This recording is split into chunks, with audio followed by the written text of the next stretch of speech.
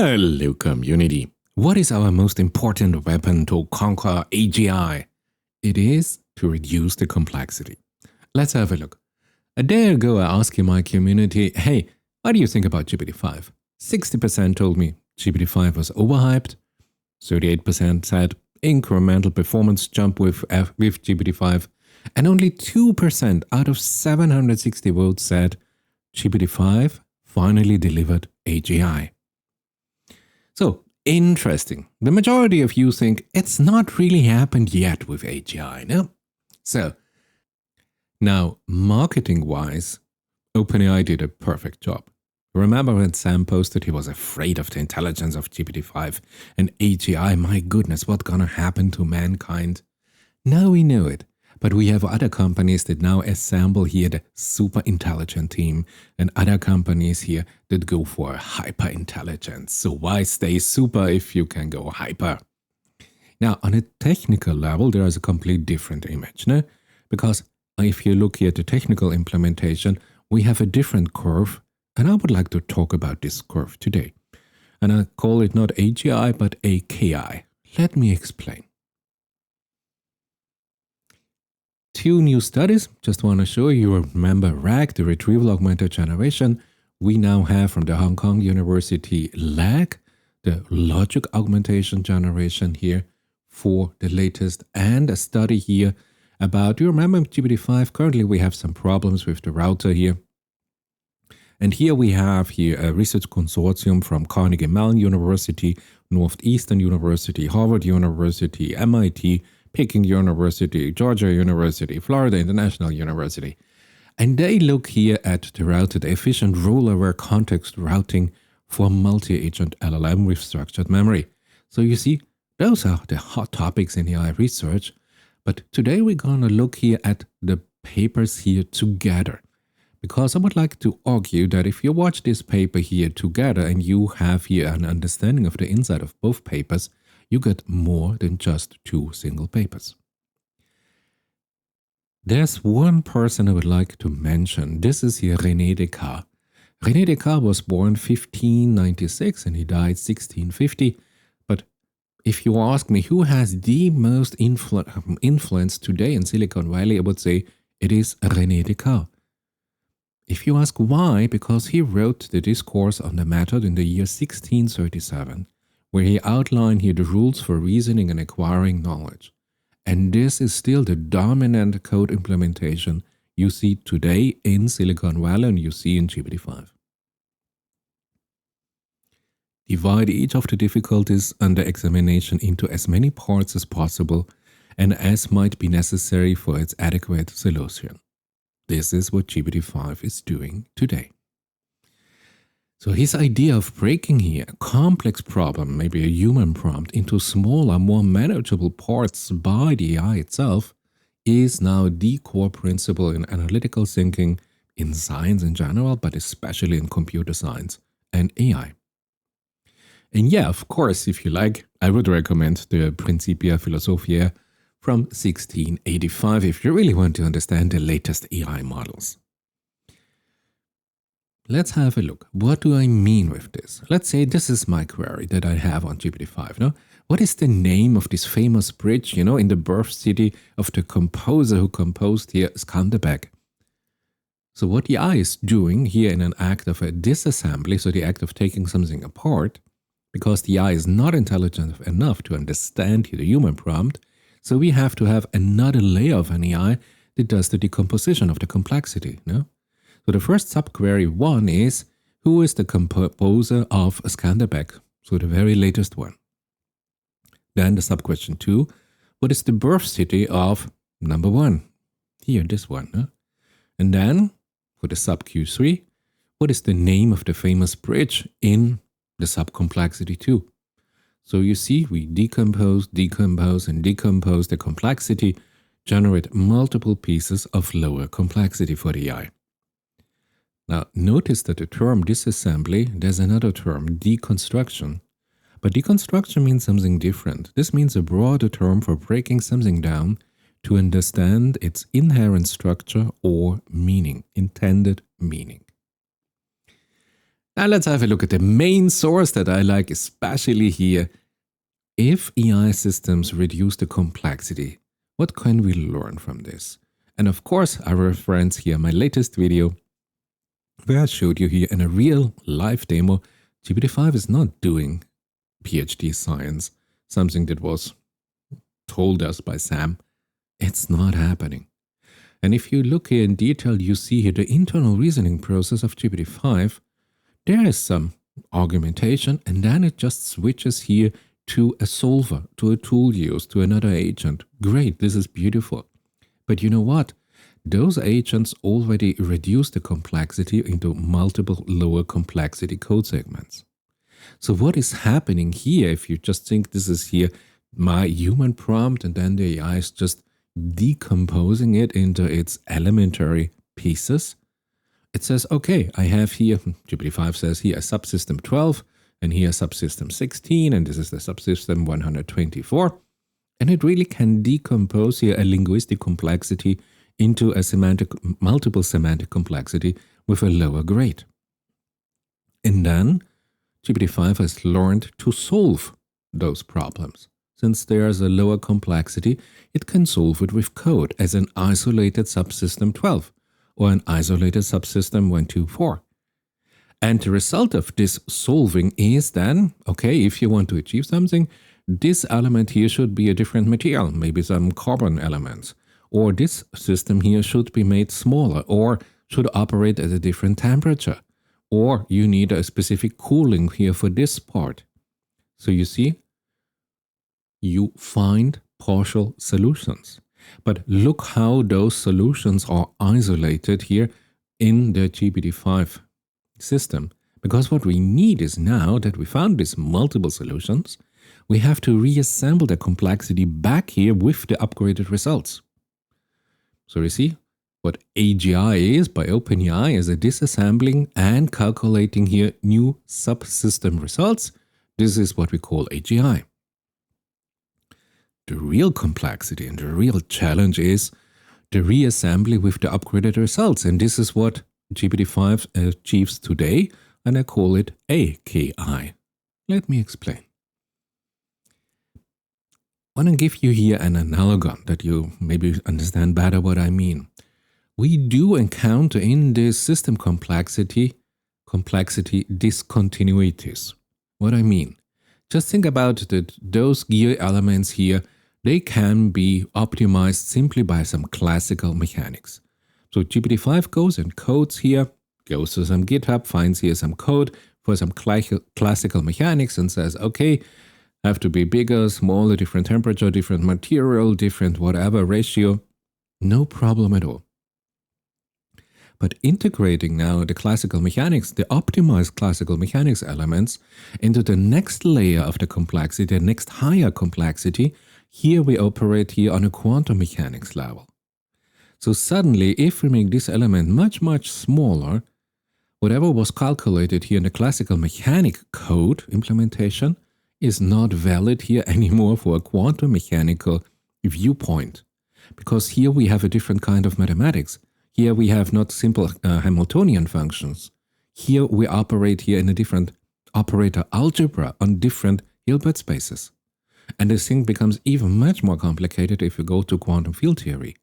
So you see, you cannot just disassemble everything and then just put it back after you optimized everything. Because the system coherence is lost. So complexity discontinuities, or some people call it different complexity phase transition. But you know what it is not, and everybody sold you this dream? An emergence. An emergence suddenly out of the darkness, the intelligence of AI appears. Because we just have to scale it up. Scale it up to, 1 trillion free trainable parameter. This is not happening. You saw this in my last video, and I think here the poll I showed you at the beginning of this video, also a clear indication. This emergence, this spontaneous breaking into the intelligent path, it's not there. So what is AKI? It is an artificial kindergarten intelligence. Because this is the level that GPT-5 operates on. It just stacks together some of these newly computed elements here in the deconstructed problem space. And then it just says, yeah, just stack the blocks however you like it, no? Just be creative. Great. This is intelligence, no? But later, when you have to find a solution, and I showed you in the video when I read or did the verification run, the system learns that building something functional like a machine that should operate at the end requires mathematics, physics, design thinking. It is not just block or singular solutions like GPT-5 treats them. So this jump from an intuitive play to a structured understanding is a complexity discontinuity. And it's not about structured data formats like you have some JSON templates. No, it is about structured reasoning, much beyond any templates. So this is the reason why GPT-5 told me in my test of science here, no PhD science, not even close, yeah, I made a mistake. Tells me, hey, that inconsistency was my fault. It could not rearrange the system back together into an operative machine. It simply failed because it never understood how the parts interact with each other and how to rebuild a functional system again. And this is the problem that we are facing. And you might say, well, this is your idea, and you're absolutely right. Let's have a look at other sources. 2 other sources, I already showed you this. Here, LAG, and this is what we call Router here by Carnegie, Mellon University, MIT, Harvard, and you know. Now, both have the same idea. If I look at both paper here in parallel, and I selected this paper because I saw something in them. So the first paper is simple, no? You're an AI researcher, you know RAG works for some basic facts, but it crumbles when you have a complex multi-step question, like I already showed you. And you ask why? The LLM gets lost in a sea of retrieved, unstructured text. And I know you might say, hey, easy, no, we have a retriever, and then we have a retriever, and then we have a template reduction in the complexity because we define only the complexity of an answer that we want. We predefine the answer as you see what loop you're entering. Now, the second paper here by Carnegie Mellon University is on a multi-agent system. So this is here on a single agent system. And they switch to a multi-agent system if you want a team of specialized LLM. Just you plan in the simplest case a marketing campaign. So you have your planner agent, your market research agent, you have your copywriter agent, and you find that those agents, if you analyze here, they are drowning in context. The copywriter doesn't need to see every single data point from the market research agent. The copywriter just needs some key insights for its specific functionality. And sending, like today in multi-agent system, all the conversation history from every agent to every other agent at every turn is slow, expensive, confusing, and the agent drowning context. Plus, you have to pay for this. And it reduces your performance. So you see, this is the underlying thing that's happening in both systems. Both are on a deeper inner level. You reduce the complexity of the information or the knowledge to be transferred. First publication is here single agent, second publication, same topic on a multi-agent configuration. And this is why I selected those papers for this video. So the first, let's call it LAG, Logic-Augmented Generation, reasoning for a single complex query on a single agent. The router orchestrates here the information flow between multiple collaborating agents. And I showed you in my GPT-5 video yesterday that if you have the free one, you only get one agent. If you pay up for the pro version, you have multiple agents in parallel and multiple tool use in parallel. Great. But I stick here with the free version, so I had a sequential single agent operation. But it's the same thing, because here it is about the information bandwidth between the agents. And even if you think, okay, I have a very high bandwidth, the main problem stays the same. So if you're an AI scientist working with RAG or agentic system, or simply in complex reasoning on singular LLMs, this might be something for you. Let's start with the first paper. They address here the critical failure mode of a simple RAG for a complex multi-hop reasoning. So they replaced this idea of retrieve everything and then reason after you selected with a retriever here, only the 1000 most important vector in the epsilon environment of a mathematical vector store of the encoded vector representation of the query. We have now a switch to a reason first and then retrieve as you go pipeline. Now this is relatively simple. At the very beginning here, you have an LLM that asks here in its instruction, if you want, hey, this question by the human user, is it not too complicated? Should I not, like GPT-5 does here in the prompt optimization, break it down step by step, piece by piece, reduce the complexity? Now here, Hong Kong researcher use here a cognitive load metric to make this decision. So an LLM calculates here the CL metric, if you want, and decides upon this. You know what's interesting here?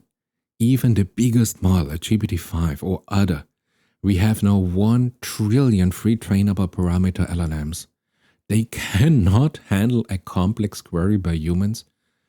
All AI systems have to break it down, reduce the complexity, reduce, multiple question, multiple agent, because every agent can only ask or work on one subcomplexity.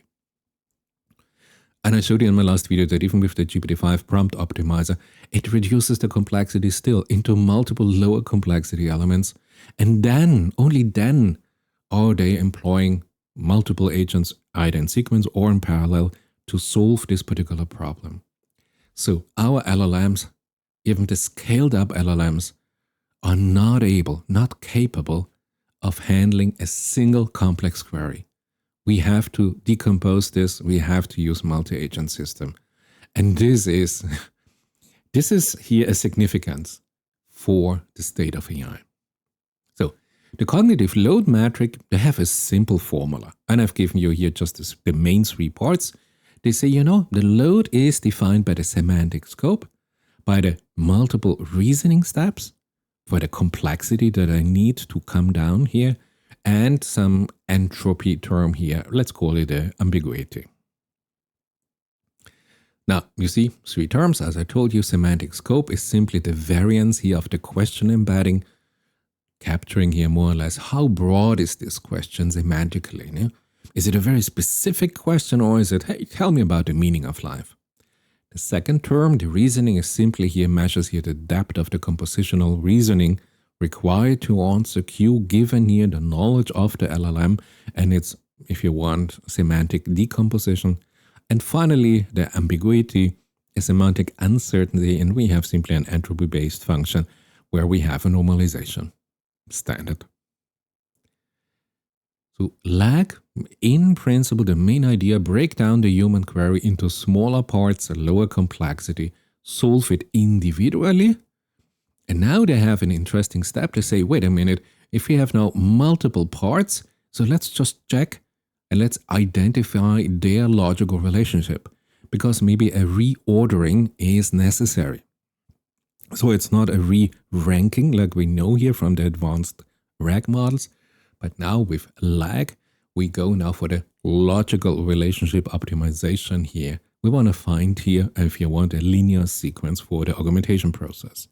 And then they solve the question in a logical order that the LLM seems fit, that was in the training data of the LLM. Otherwise, the LLM would have no idea and start to hallucinate like crazy. And then they update here after they have the first loop, the retrieval query by incorporating now, remember in RAG, we had the first, 100 answers for a specific query. Now here also we incorporate now both the corresponding answer and the subsequent sub-question into a single textual string. And guess what? We do here simply a concatenation.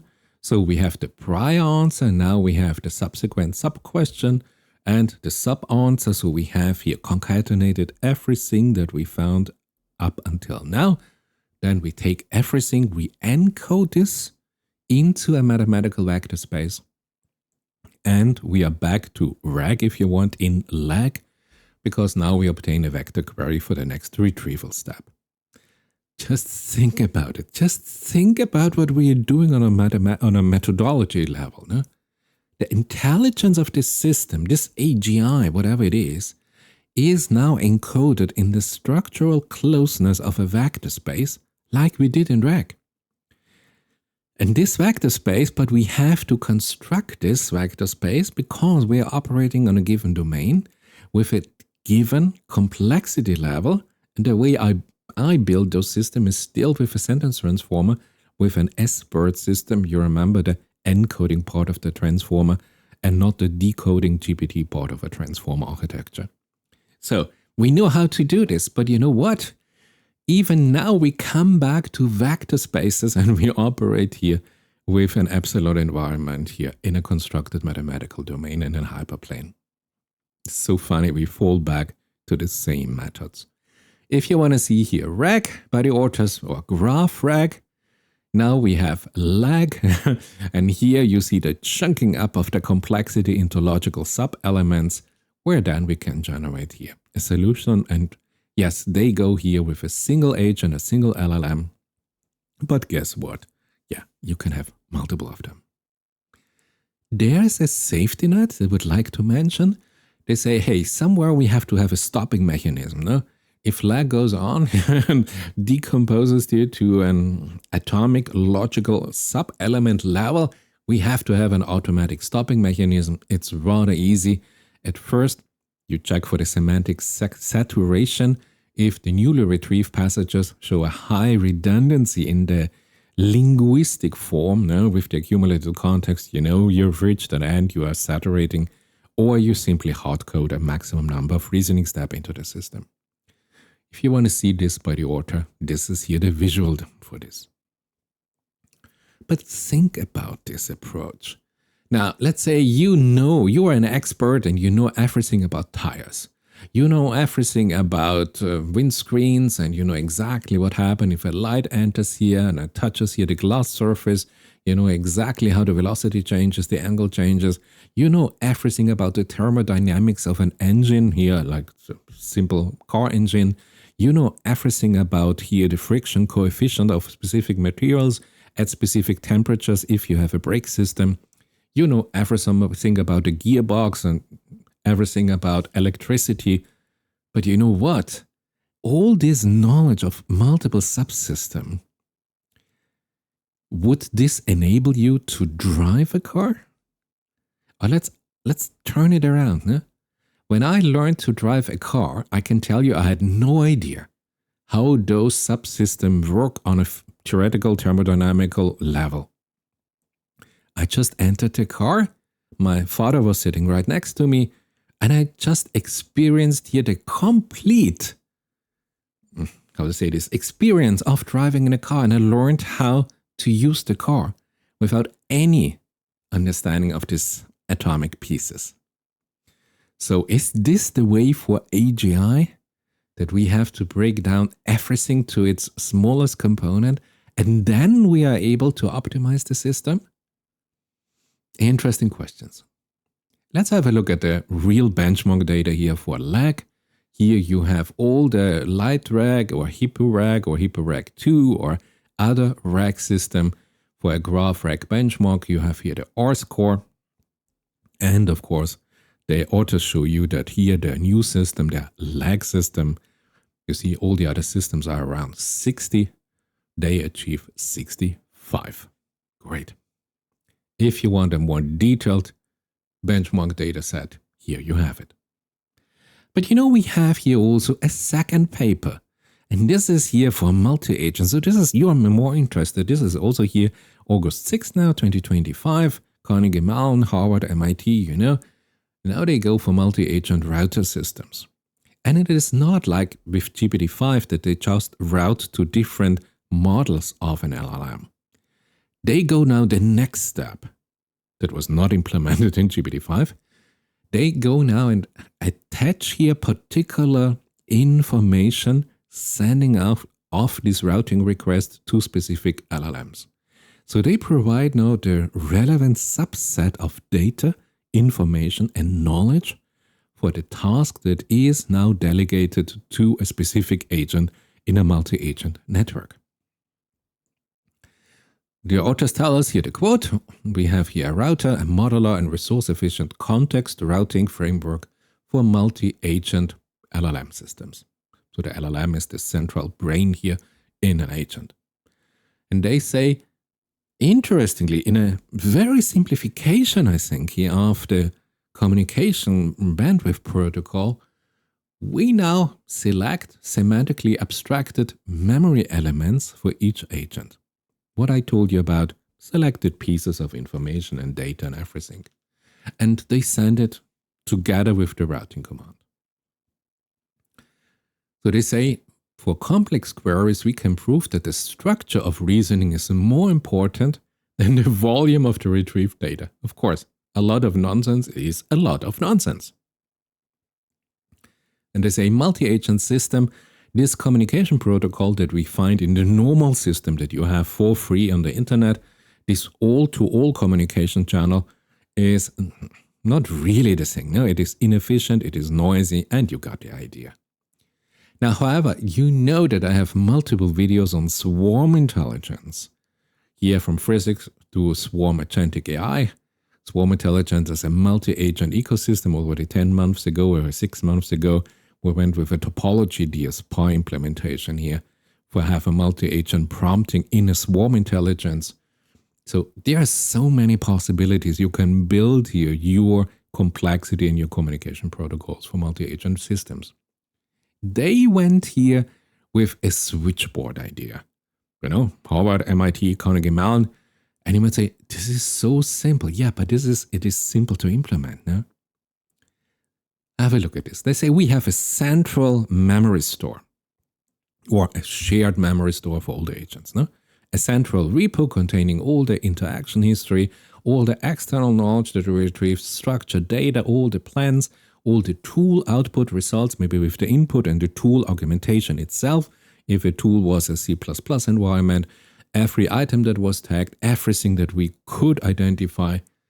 So here you have your main data and information hub system. And then we have here the router, the core, the brain of the operation that consists now of 3 elements. Now these 3 elements are simple. You have a token budget allocator. Yeah, guess what? It just sets a hard limit on how much token, how much content an agent can receive. Second, we have here an importance scorer, as it is branded here by the authors. Simple idea. You just score every item in the shared memory score to determine its specific relevance for this very specific agent AI. This is how you do it, of course, and LLM is doing this. And then you just have a filter operation. It sorts all the memory items by their importance scores for a particular agent, given they have a particular task. I mean, it couldn't be easier, no? And of course, you run this here in a loop, in a cycle, and guess what? This is it. You want to see this here in a visualization by the author itself. Beautiful. So the author tells us here, this router provides, if they argue here, the first formal framework for an efficient context management in multi-agent system. I think we have seen a multiple set of new research papers who also have context management system, but okay. And it moves the argument here that beyond the simplistic full context or a static template system, to a dynamic, adaptive, scalable model of collaboration. Well, swarm intelligence, yeah, okay. This is what they tell us. Great. So you see, 2 new studies, interestingly, but if you look at them and you identify them in this ocean of, I think today we're at more than 200 papers published for AI research that I had a look at, those 2 studies stood out because I had a feeling, hey, they somehow belong together. And if you start thinking about this, you really can find here an unifying underlying principle of an information orchestration. You know, both operate here if you want, or both are instantiation of an intelligent information orchestration, a coordinated layer, a critical control layer that manages in the first case how a single LLM, or in the second paper, a team of LLM interacts with specific information. You could see this also from a different perspective if I tell you that lag orchestrates here the temporal flow of information in a single reasoning chain, while the router idea orchestrates here the spatial flow of information across the team of multiple agents. Now, let's have a look at the evaluation results. Remember, for lag, we saw here, and yeah, they have also an interesting statement here, achieves a certified absolute point improvement. And I said, wow, yeah, but you have to continue to read, no? Over the baseline LLMs, so not about the RAG, and a significant lead over standard RAG. And you smile when you read this and say, okay. And for the router, the main effect is, as the authors tell us here, it's a reduction here in the token usage by these communication channels, but you need less bandwidth between the multi-agent systems. Reduce the tokens here by 30 to 47%. So this is interesting. You can build here systems that have a lower communication bandwidth. Now, I think the authors did not know or referenced each other paper, so this is just my idea. You can combine both papers. No? You can have here, if you want, synthesis of both papers. Think about it. No? One of the agents in this multi-agent router system could be a highly specialized complex reasoning agent, because I'm just building this. So when the agent is now assigned a difficult human multi-hop subtask, and it decides with its complexity matrix, it is too complex, it could now use here this lag methodology I just showed you here to try to decompose the complexity and solve the given task. So this would be kind of a hybrid system. No? If you want to have a more globally efficient system, you can do this router idea of managing here the inter-agent communication protocol and the amount of information that you have to communicate. Or you go with more locally robust, and you can maybe do this here in a particular complexity interval of the LLM that has been trained for this, thanks to the lag handling complex reasoning with a single specialized agent. So you see, reading multiple research papers here, suddenly you discover, hey, there's an underlying connectome. No? There's an underlying idea you can identify in multiple papers. And I think it gives you a beautiful overview. Where's AI research today? These are the two papers. You find here the authors and everything here in the description of this video. I hope you enjoyed it. And maybe you try yourself. Try to combine insights from multiple papers. Think about it. What is the deeper reason that this works? What are the mechanisms, the new methodologies? What are the insight on a complexity level of a single paper? And then try to project this here to multiple paper levels. I hope you enjoy it. See you in my next video.